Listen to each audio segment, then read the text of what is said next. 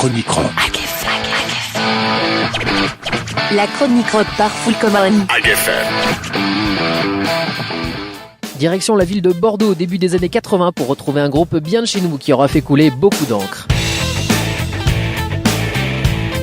Et c'est Noir Désir aujourd'hui dans la chronique rock. Bertrand Cantat et Serge Tessoguet sont camarades de classe au lycée et décident de fonder un groupe ensemble. Denis Barthes les rejoint quelques mois plus tard, prétendant jouer de la batterie, ce qu'il apprendra finalement sur le tas. Et enfin, Vincent Le Riche s'ajoute à la formation à la basse, vite remplacé par Frédéric Vidalinck. Il donne d'abord le nom de Noir Désir au pluriel, avant de subir de nombreux changements dans sa formation jusqu'en 85. Entre-temps, le groupe se sera produit à la Fête de l'Humanité et aura remporté le concours Rockoton en 1981. Et en 87, sort enfin le premier album de Noir Désir.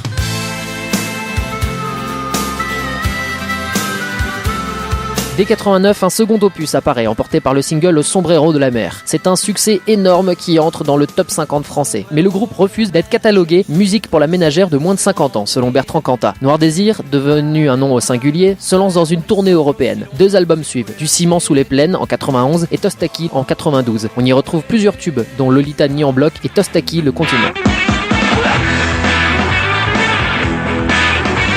L'opus se vend à 350 000 exemplaires et marque un tournant beaucoup plus sombre dans la musique du groupe. Noir Désir insiste sur la noirceur de ses titres et ses textes forts. Une tournée difficile et éprouvante s'ensuit. Elle se terminera par l'opération des cordes vocales de Bertrand Cantat et le départ de Frédéric Vidalinck, remplacé par Jean-Paul Roy. Il faudra attendre 1997 pour avoir un nouveau disque.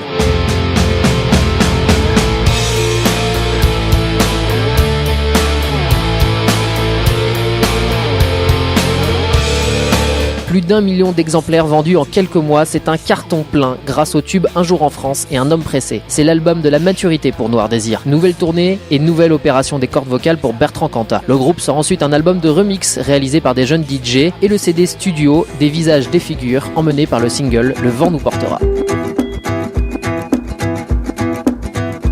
C'est le dernier disque du groupe. En 2004, Bertrand Cantat est condamné pour l'homicide de Marie Trintignant. Pendant cette période en prison, un double CD et DVD sortiront, ce dernier récompensé aux victoires de la musique. Et en 2007, Cantat sort de prison, mais après des projets de reformation et d'albums avortés en 2010, Serge Tessoguet annonce la dissolution de Noir Désir. Le vent nous portera.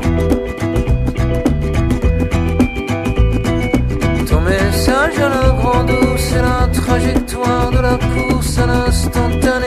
Le velours, même s'il ne sert à rien. C'était la chronique rock.